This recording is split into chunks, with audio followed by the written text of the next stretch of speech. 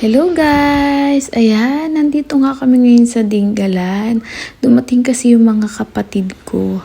Kaya nag-aya silang pumunta dito sa Dingalan. Ayan ngayon. Masasabi ko naman na kalmado ang dagat, hindi naman siya ganun kalakas. Alon. Ayan nga. Kumakain lang kami dyan ng, roasted cake. Tapos yan, pumunta kami dyan. May swimming pool din dyan, guys. Ganda, di ba? Diyan kami nag-i-stay sa Casa Luntian. Yung kinuha nga namin ditong room is good for 10 packs. Yan. So, nandyan. Safe naman siya. Babaw nga lang yan eh. Kaya pwede namin iwan ng mga junakis. Kaya, andyan sila oh. Enjoy lang sila dyan. Diba? Kaya, maganda naman dito oh.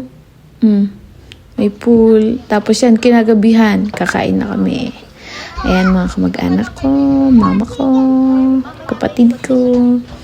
Yan. So, yan. Tig-isa kami ng, dala.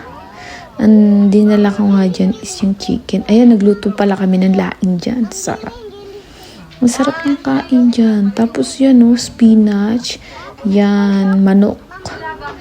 Siyempre, birthday nga pala nung ko dyan. Bayaw. Birthday niya. Nag-celebrate din pala kami dyan. So, ayan. Magpe-pray muna kami. Kung sino magpe-pray.